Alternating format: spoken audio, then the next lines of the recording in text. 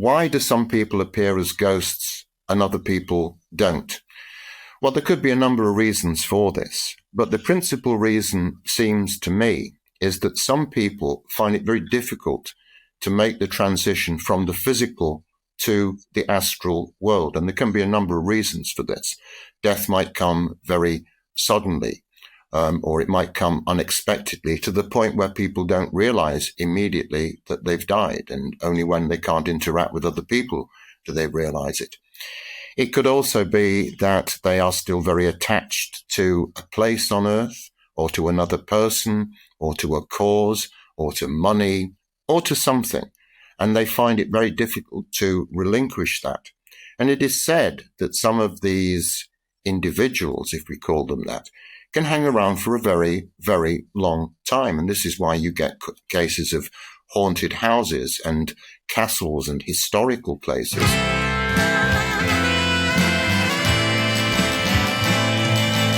Welcome, everyone, to That Death Show. We have made it to episode 2. I'm here with my co-host, Tim Wyatt. I'm Ann Kelly. Tim, how are you? I'm very well, Ann. How are you? Oh, my God.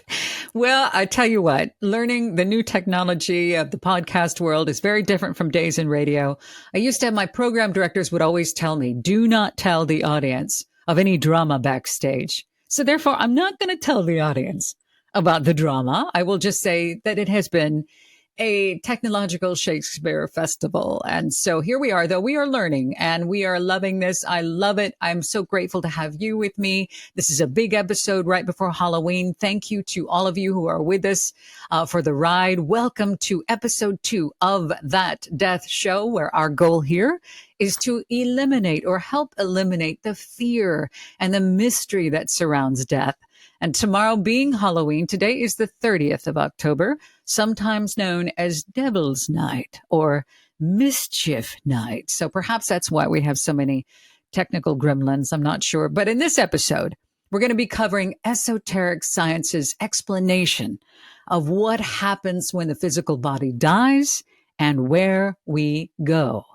Now, also, we know that there are ghosts. We know by now, throughout history, we know that there are things beyond the physical world. We know about hauntings and poltergeists and specters and shadow people and all that, but I don't think you can find a show that actually goes beyond just sharing the experience of a near-death experience or of a scary story, or some of the YouTube channels like Slapped Ham and Goose Pimples. They've got some great footage of these specters and spirits, but what show tells you what you're looking at, or how they get there, or why they happen? We're going to do that today on That Death Show. We're going to go beyond religion and science. We're going to go deep into the paranormal of our everyday lives, into telekinesis, psychic powers, clairvoyance, and all of that. But first, before we get started, let us set the scene. Tim, I want to know, what does the perennial philosophy say about what happens when the physical body dies, please?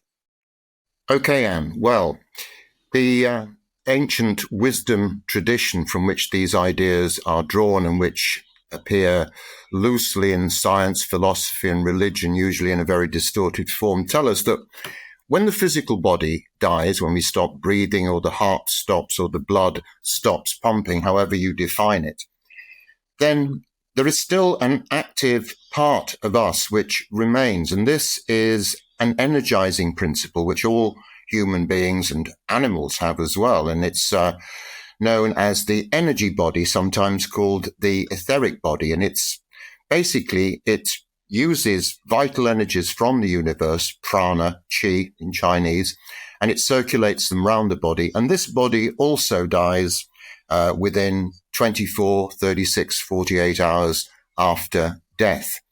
But at the moment we die, and all traditions speak about this in slightly different ways, we have some kind of life review. Now, we've all done things in our lives that we're not necessarily too proud of. And if we've lived 70 or 80 years, we've done maybe a lot of things that we're not proud of, but we have to face these things again. So we have this life review in which all the events of our lives, perhaps starting with the most recent first and going back as far as we can, unfold. But interestingly, we don't just watch these as an observer. It isn't just some kind of slideshow. It shows us the effect that our words and actions and even thoughts have had on other people. So that's the main thing that happens. But how someone dies, the circumstances in which they die, is very, very important for their onward journey. So if someone dies peacefully of old age, and most people die in medical settings these days, that's one thing. If you're killed violently in a war or a so-called accident or murder, it's rather different. Well, we touched on that last week about the life flashing before our eyes. That saying has a foundation somewhere. And what you mentioned right there, which is the law of karma and equilibrium, this life review is seeing, you do get to see the good that you did as well, and how your actions and your thoughts, from what I understand, affected those from their point of view. But really quick, in what I have been studying and understand, that you will see it in the review, but you will also experience it in a life, in a physical body, in the receiving end. Is that the case too? Can you expand on that as well? Well, yes, indeed. And also sometimes people have some or all of these experiences in miniature. When they have near-death experiences, sometimes then a life review of some kind is actually involved in it. But this is very important after this first death. And in fact, as we all see, there's not just one death, but up to 3 deaths involved in it. Because once we die, there is another part of us, which we call the astral body, which goes to its home in the astral world. Now, perhaps we should just explain a little bit about what this is. I don't know how familiar people will be with what it is. So shall I go ahead and perhaps just outline what it's like there? Well, absolutely. I wanted to clarify here really quick on the laws of karma and equilibrium. As we are having to, as we sow, so shall ye reap. What a perfect peacekeeper that would be if we would only get our heads around that everything that we do has an equal and opposite reaction that we will experience the effects of. That is a very powerful thing to take with us here. And that's part of the perennial philosophy. Absolutely. I would love to move into the astral realm. Many people have ideas of what this might be, where these Akashic records or where these ghosts come from. Please, yes, tell us about the astral plane. Well, there's been a lot of interest in the astral plane in recent decades as people have become much more familiar with Eastern philosophies from which it's derived, notably Buddhism and Hinduism, which enshrine the law of karma, the law of cause and effect, as a central part of their spiritual beliefs. And the idea is very simple, that everything we do or say or think or feel sends out vibrations into the world, into the universe. And eventually, whether they're good vibrations or bad vibrations or indifferent ones, they produce effects. Nothing in the world happens by accident or luck or chance or anything like that. It's all based on previous events. So in one sense, everything we do in one life is setting the scene for a future life or future lives. And karma is a very, very important principle in order to create a sense of equilibrium, a sense of balance, because clearly a lot of the actions that we undertake as human beings do create imbalance of some kind, and that harmony needs to be restored. But Tim, a lot of people, we have a hard time with responsibility, meaning I can't possibly be responsible for all this crap that's happening to me now. It's not my fault. I'm a victim. It's all their fault. Isn't that a common way that we look at things? And we think that it's just bad luck. Surely. It's a very common way for people to look at things. And obviously in the modern world, people sometimes choose the option of victimhood instead, which is a very ugly state to be in. But clearly we are all responsible for the things that happen to us and anybody else. And in one sense, to treat yourself as a victim is to negate your own spiritual principles, because you have got here through your own efforts and actions and all the rest of it. No one else has put you here. There's no such thing as providence or chance or luck or destiny or anything like that. It's all a result of causes which we have set in motion ourselves, either individually or collectively, because karma works not just for individuals, but it works collectively too. And again, it isn't retribution, it isn't punishment, and it isn't personal. It is simply balance, correct? The ultimate law.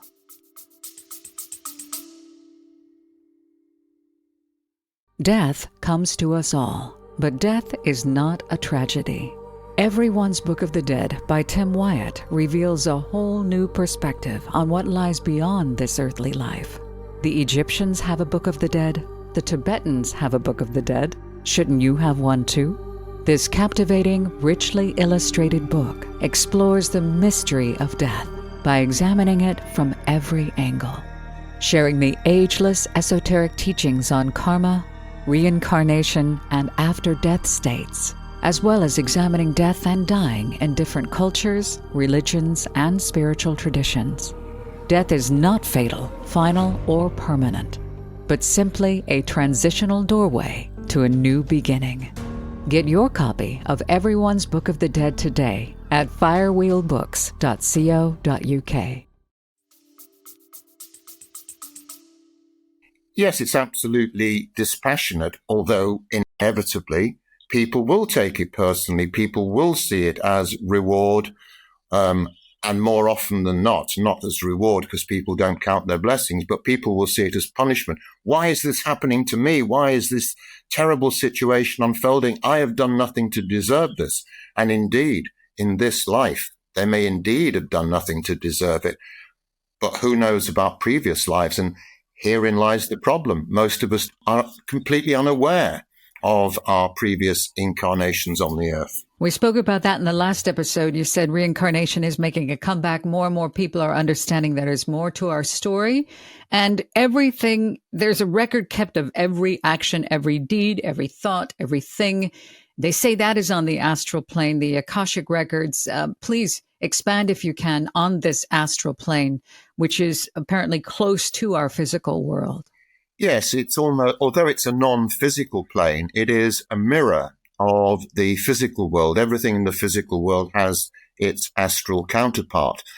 But to make it slightly complicated, it's also a subjective world, which is ruled by desire and by emotion. Therefore, what we expect is probably what we'll get.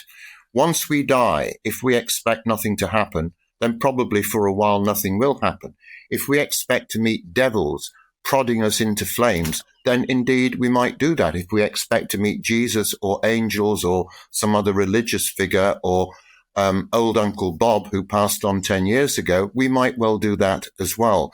So the astral world is a mirror image, but it's a subjective world. And it's also, the reason it's called the astral world, as we explained last week, is it comes from the Latin word astrum for star, because it has a star-like, water-like quality to it. Do we go there in our dreams? Yes.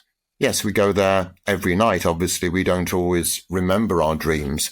But clearly, this is a place that we visit regularly without knowing it. There are people who are able to astral travel after various forms of spiritual discipline and meditation and other such things. But most people find it very difficult to do.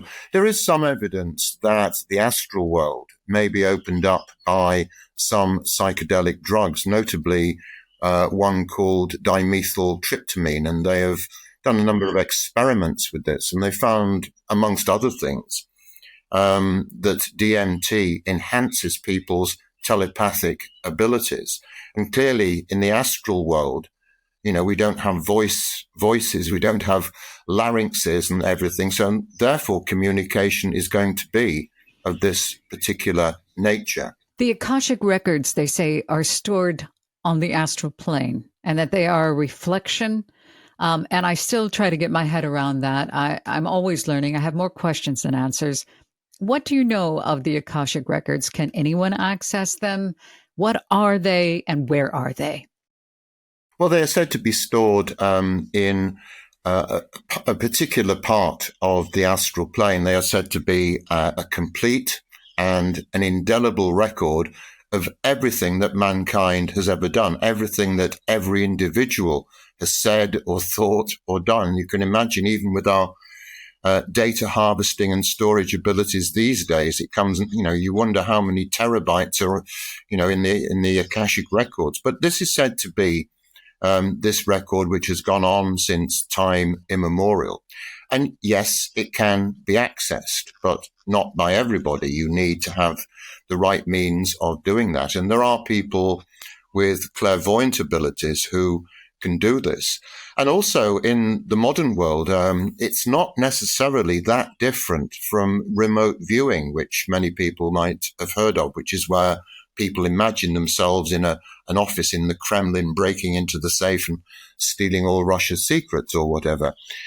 So this information is available, but not everybody can access it, because clearly that information is very powerful. But once we can access this stuff, we can find out accurately what did go on in the past. But this is something, I'm afraid, which is at this stage reserved for the very few, and I'm not amongst those few. I understand. So we do pass through the astral world. We have the past life review. You mentioned the experience of those who pass through the astral world, the thoughts that are there, the energies that are there, the entities that are there.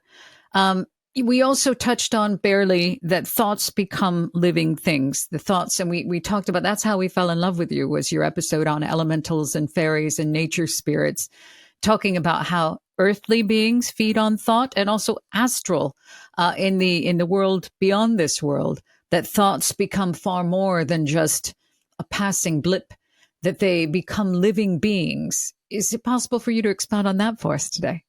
Yeah, one of the things that people often say, one of the spiritual cliches which emerges from time to time, is thoughts are things.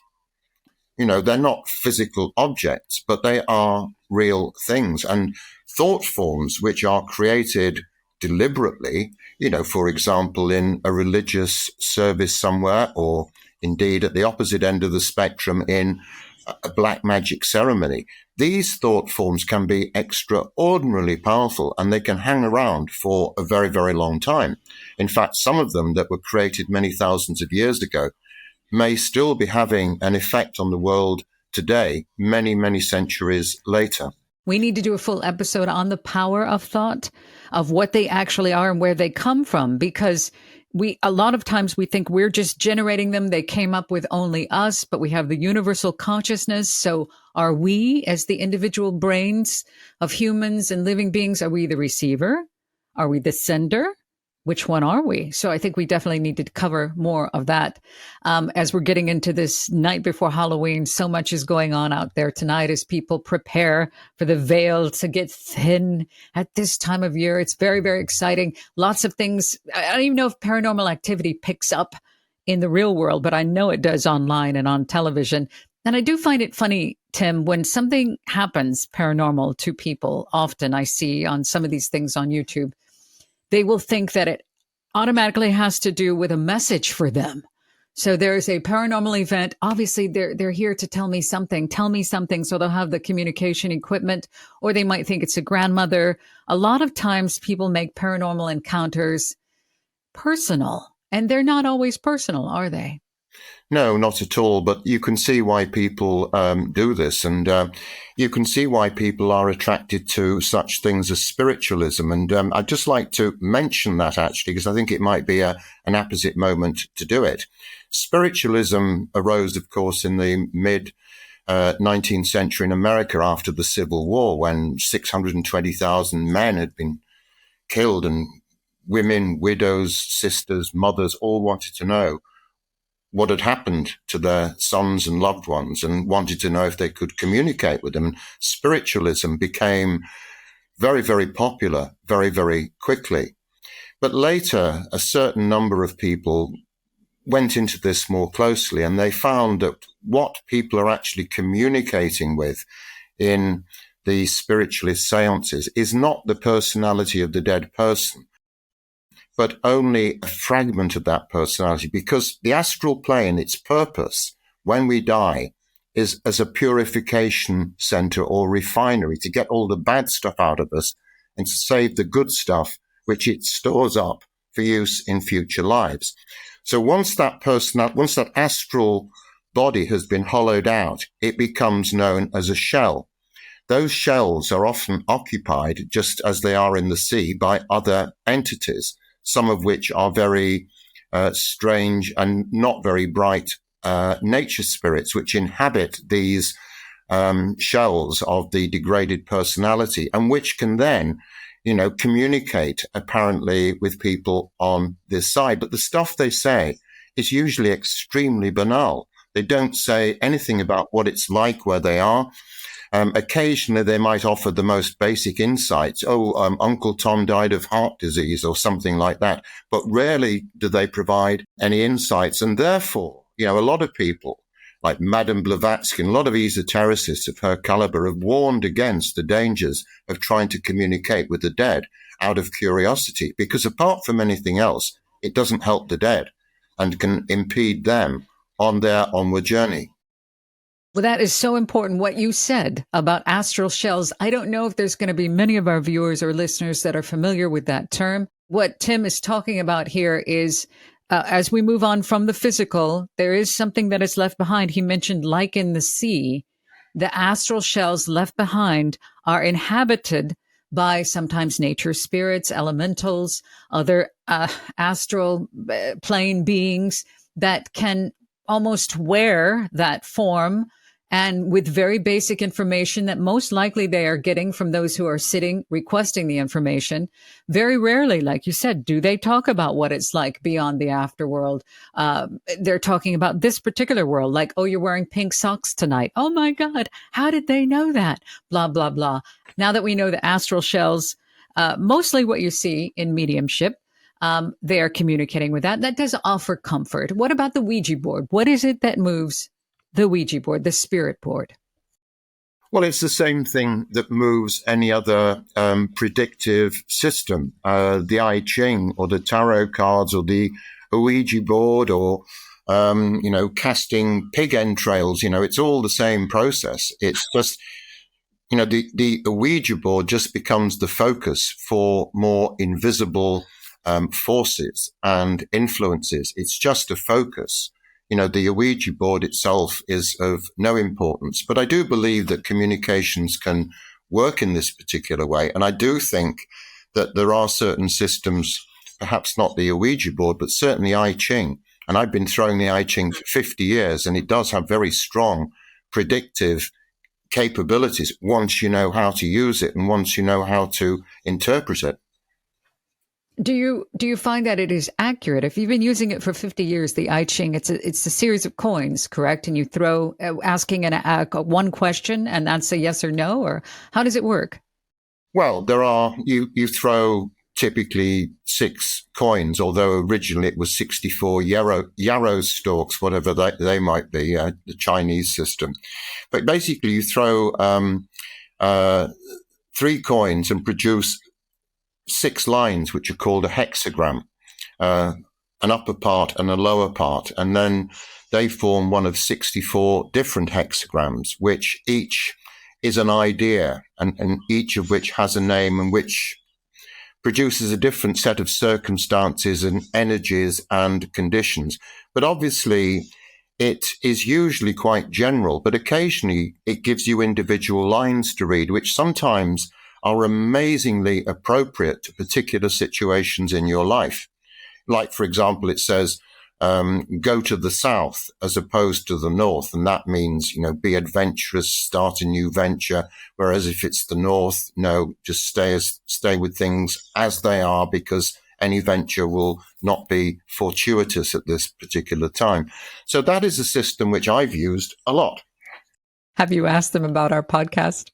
I haven't asked it about it so far, but maybe I should. I won't do it right. Yes, I think you should. Yeah.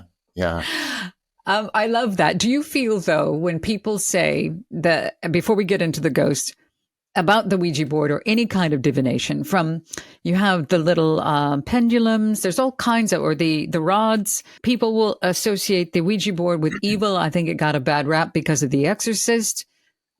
Is it necessarily darker spirits or those who are, I don't know, just not of pure light for these divination things?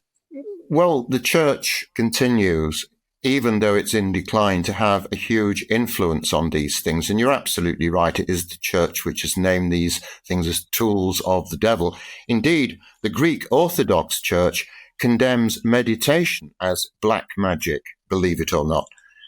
So it doesn't take much to get the ecclesiastical authorities into a bit of a twist over this one. And they will use anything. I mean, they condemned the nature spirits in the Middle Ages as the workers of the devil, rather than as valuable helpers to humankind. Which leads me to one of the biggest questions that I have, and you're probably one of the only people on the planet that would understand why this baffles me so, is why, when they suspect that there is a demonic haunting, do they bring in the church to clear that? Wouldn't that be a little, what's the word, ironic or unhelpful? Do you see what I'm saying there? Well, the Catholic Church, and I believe also the Church of England, does employ exorcists. And certainly the Catholic Church does have a number of these people who go around and exorcise places or people. I have seen an exorcism myself in a church in Romania, and there was this woman screaming and shouting on the floor, and it was like, her head was practically swiveling around this, and it was like some sort of cheap Hollywood horror movie. So these things, and you see it in Baptist churches, don't you, in Southern America, where people go into all sorts of strange hysterical states and everything. And therefore, when you look at all these things, and you can see that the church doesn't do anything really to dispel this hysteria, because it can use it. Well, my point there was, and I don't want to piss anybody off, but I do know that there is much corruption in the church, and there's a lot of darkness, spiritual darkness in high places, let's say, which I find I don't understand why other people aren't, confused at, you've got what they call a demonic haunting, and then they bring the church in, which has quite a bit of corruption. And I'm just going to say it like that. That's something that I've always been baffled by. I don't understand. Perhaps, I don't know. As far as America seems to be more big on this, that a haunting, they equate it to, it is the devil. And since it is Devil's Night, Tim, I wanted to ask you, and I know we could do a whole thing on this, but what are your thoughts on the, meaning a one single entity, devil?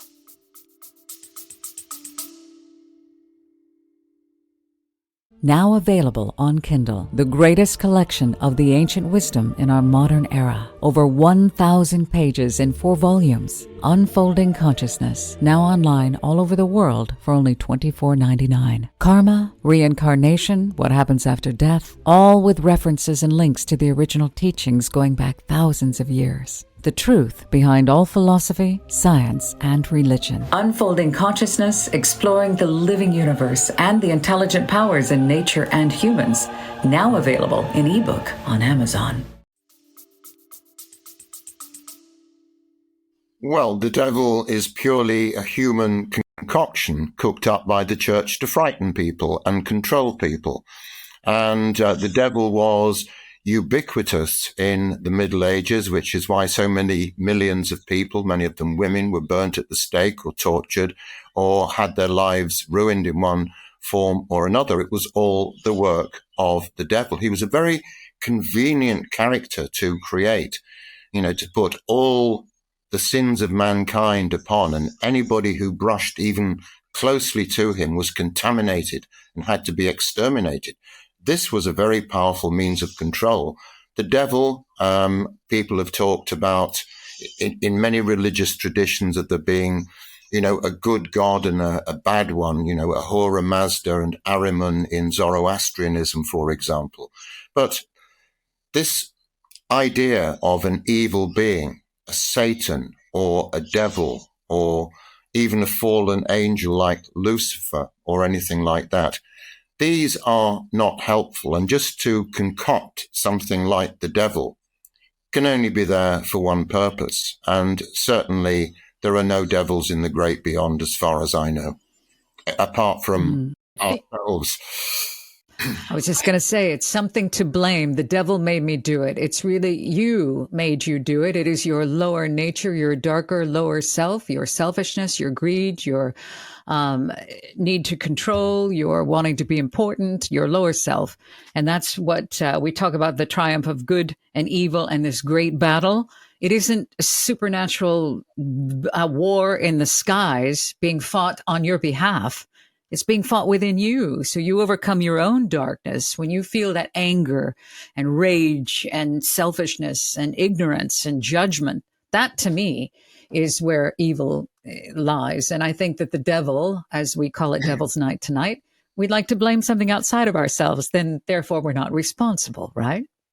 Well, also, I would say, although the devil doesn't exist, there are diabolical people. There are diabolical entities on both the outer planes and the inner planes who've been slugging it out for time immemorial. So there are bad people, but I just don't think there is particularly a devil. But yeah, this night, it's often called All Souls Night or the Day of the Dead. It's a time when the veneer between the physical world and the non-physical world, the veil begins to become more porous and we can see through. And many cultures celebrate this, not necessarily at this time of year, but the Mexicans have a Day of the Dead. And the one that we celebrate now is based on the Celtic tradition, of course.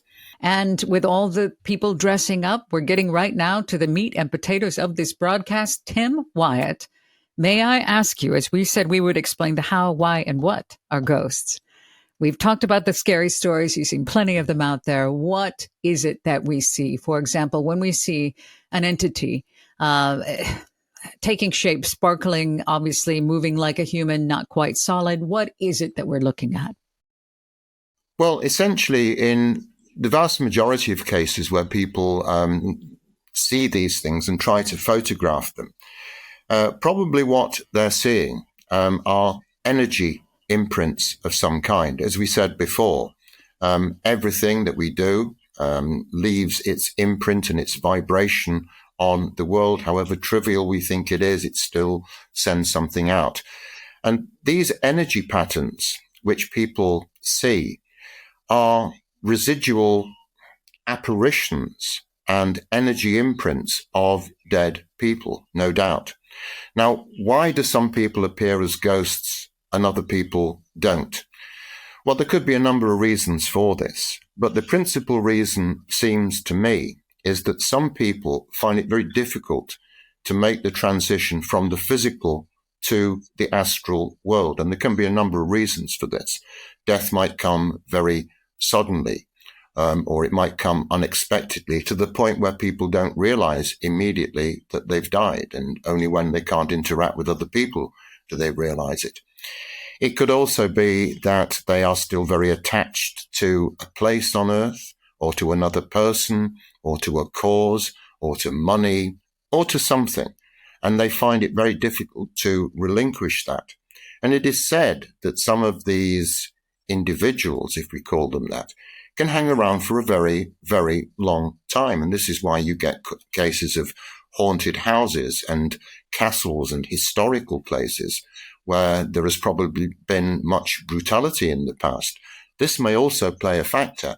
If people have died quite difficult or agonizing deaths, then that itself sends out a vibration and can leave a residual imprint.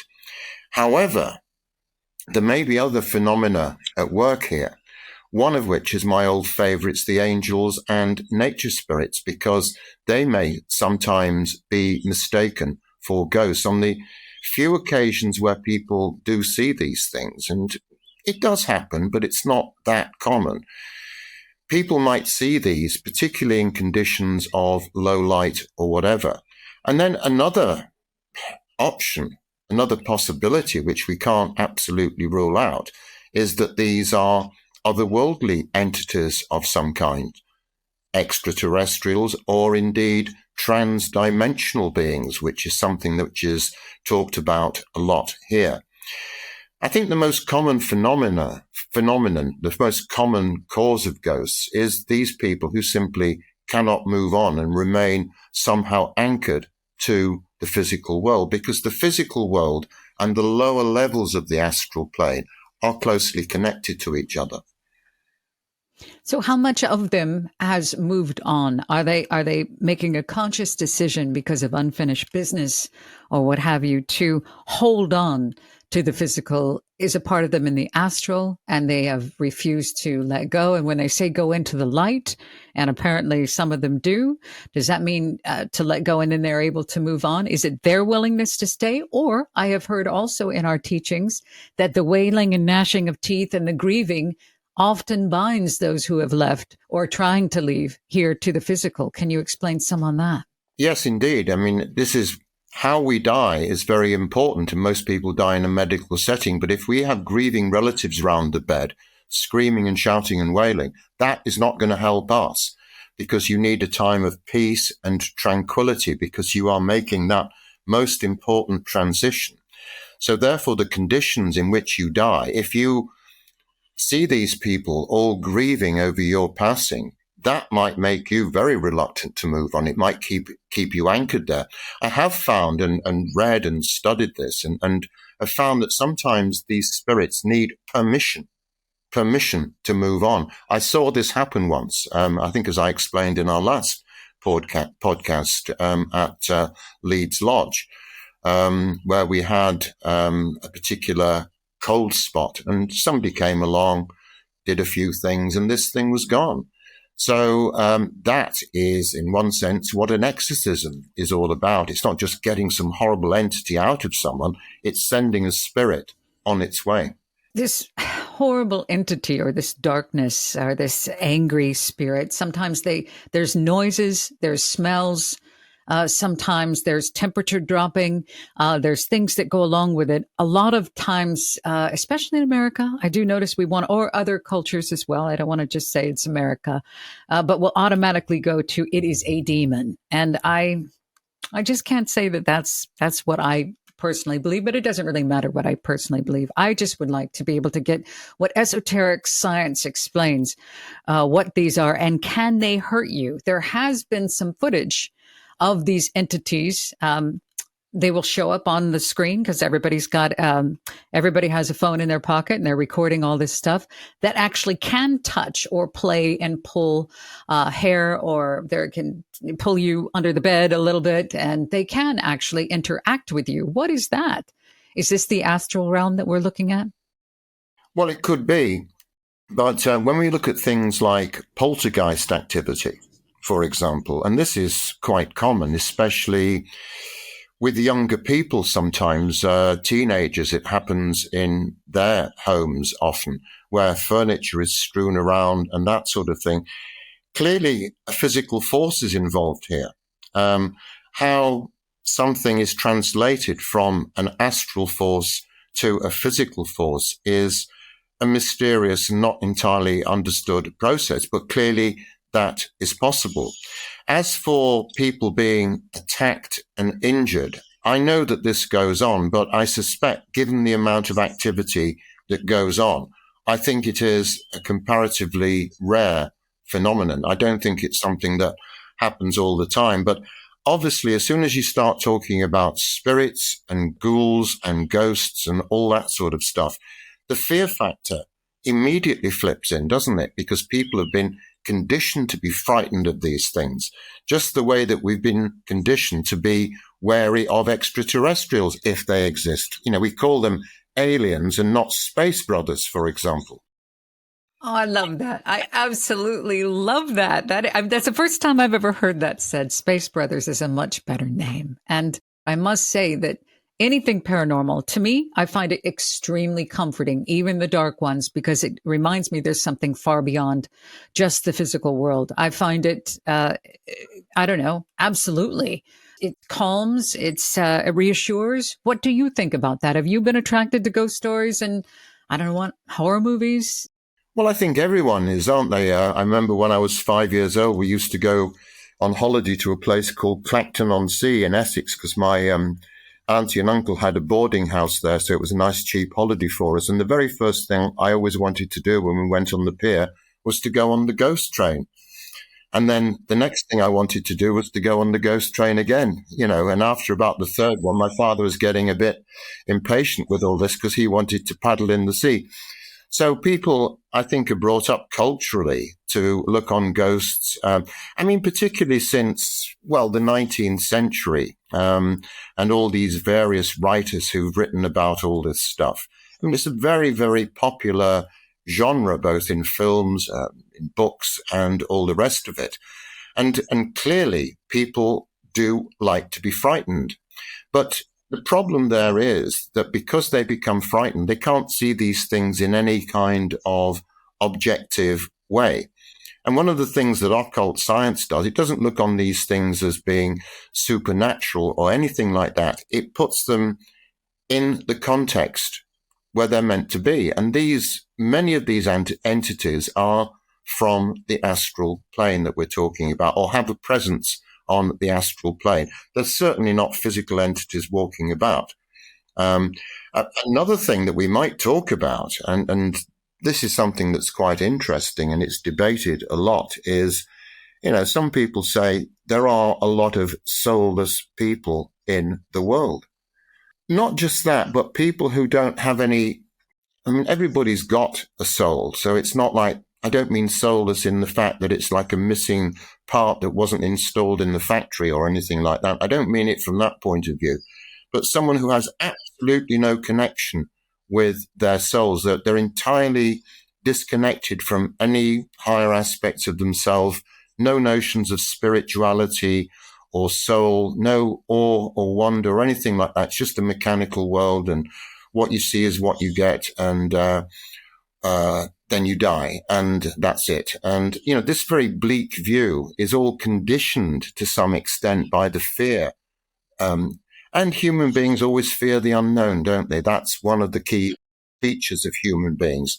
But the fear factor conflated with all the ghosts has made any proper study of them absolutely, faced with numerous difficulties, because often when you watch these programs and the people are investigating and they keep shrieking, "Oh, I saw something in the corner," and doing all this, and it just becomes a form of, I'm not decrying what they do, but it's, it's a cheap form of entertainment, isn't it? And you just wonder how much of this stuff is authentic. I'm sure some of it is, and some of it is probably whipped up for the cameras, but I don't know. But we need to get, as with death, we need to separate ourselves off from the fear of these entities that we don't really understand, but we immediately condemn them as being hostile and a threat to us, don't we? I think that's our ignorance. We are quite ignorant to do so. And it is, as you mentioned, the fear. People like to have the thrill of the fear while they're in a safe environment, like reading a scary book or being in a scary movie. I find great comfort even in the horrific ones, because then I know that there's something far beyond the physical world. I think that it is extremely entertaining. People are drawn to it. And when they're drawn to it, they're drawn to the esoteric science. I think they are wide open to be able to find out the how, the what, the why, and the when and where of all of these things. That ghosts are not just supernatural, they are natural, superly. So they are supernatural. It's normal, super normal, to be understanding that there's spirit energies, there's memories that play back. I think I asked you before about the movie The Stone Tapes, which was early 70s, where the premise of the movie was, in this ancient mansion, the stones had quartz within that could record things like, I don't know if it was the Roman soldiers walking by, or a repeated action of a ghost walking down a white lady or something like that, like a tape recorder. So sometimes the same things take place again. And I don't know, are things like that, repeated actions like the Roman soldiers walking in those same steps once again, are they conscious, or is this a recording? Could this be something like the Stone Tapes suggested? What are your thoughts? Well, there is much evidence to suggest that many monuments around the world, and if you look at many of these monuments, they're constructed of granite, which is a very hard material, or other stones which contain quartz crystal. It's known that quartz crystal is a good storage of memory. In fact, they're using it in new computers these days. Therefore, it's suspected that some of these monuments, like the pyramids, like others, Machu Picchu and various other places, might have information actually encoded within those particular stones. And I have no difficulty with that whatsoever. You know, we just think these people were cavemen who somehow managed to erect 1,000-ton stones. Oh, how did they do that? Oh, they did it on rollers and everything. Yeah, 1,000. Oh, yeah. And you moved it 70 miles. Yeah, no problem at all. So we don't know how these things were built. We don't know what their function was, but we do know that one similarity is the fact that a lot of these stones have got quartz in them or other crystals which are able to store memory. Well, there's so much we can cover here on That Death Show, where we say the esoteric meaning of everything, consciousness, and eliminating the fear of death. There's nothing to be afraid of. It's very natural. We want to demystify, as Tim says, demystify death. But Tim, I need to let you know, as I have spent many, many hours with your image as we are recording these, do you know that you have orbs coming through you, around you, circling about around the back? I might even try to put one up here. Are you familiar with those? I think I told you about them in the past. Have others told you about them? Yes, they have. You told me about them. And yesterday, when I was just testing out the camera, at the other side of this table where I'm now sitting, I saw it was quite bright sunlight, and I saw a number of them floating around, and they were coming every 10 or 12 seconds. So yes, I am aware of them. We don't know what orbs are, but we do know that they do get confused with dust particles, but you can actually tell because they have like a membrane. We can do a whole episode on that and talk about what we know. All we're sharing is what the ancient ageless teachings have taught about all of these things, especially the transition of death and what we are and why we're here and the meaning of life. So we have come to the end of this. We wish you a very happy and safe and sane Halloween. Next week, Tim and I will be back here on That Death Show to help eliminate the fear of death, talking about, we actually had a comment on YouTube before we even launched from a viewer named Yeshua Maitreya, who wanted to know about, everybody talks about near death and past life, but who talks about pre-birth life? And so Tim has set up for our next week, we're going to be talking about how we prepare our next incarnation and what we do between physical lives. So hopefully we were able to answer some of your questions. If we have not, please like and subscribe over on YouTube. But if you can, rate and review on the other platforms. We are working through some audio dramas that very well may be demonic, but we'll get there. We are getting there. And it has been a pleasure as always, ladies and gentlemen, boys and girls, esoteric author Tim Wyatt. He is the author of the Everyone's Book of the Dead, which we will be giving away some of these copies here on this show, and also The Myth of Death that you hear us talk about through these episodes. There will be links so you can watch that absolutely free. The most comforting film I have ever seen about death is The Myth of Death, and there's so much more where that came from. Thank you very much, Tim. Are you dressing up tomorrow? Probably not. No, I have some business to attend to tomorrow, which doesn't involve ghouls and ghosties and that sort of thing. Something much more of this world. I understand, but I look forward to our time together. We're here every Wednesday. And again, That Death Show, we call it the esoteric meaning of everything, but we're students. We don't have all the answers. We're just sharing with you what these ageless teachings teach us and explain about the unexplained, and especially about death, because not many people, I think people are still, I don't want to die, or it's not going to happen to me, but it is going to happen to all of us. And there's nothing to be afraid of. Any closing thoughts, Tim? Well, just to say that it will be very interesting and next week to look at some of the things that we might get up to and the locations that we might go to in between lives. And there's one and possibly two locations that we'll be looking at in particular, and the mysteries of how we prepare for a new life and how we are born into that life. One quick teaser. Do we pick our parents? In most cases, we do, and that will come as a horrifying thought to a great many people. Okay. Okay. Well, we can close. We're all here to learn. We're going to close on that. And all my love. Thank you so much, everyone, for being here. We will see you again next week on That Death Show. Thank you. Now, people ask me why they should read my book, Everyone's Book of the Dead. Well, the Tibetans have one, the Egyptians have one, so why shouldn't everybody else? And this is panoramic compendium of death and dying, as well as the after-death states, karma and reincarnation throughout world history. So this book tells you everything you need to know about death, not just what happens when you die, but what happens on the inner planes afterwards. How long do we stay there? What does it look like? What might we be doing there? And how long is it before we eventually reincarnate in new bodies? Well, the answers are all here. Everyone's Book of the Dead, available from Firewheel Books.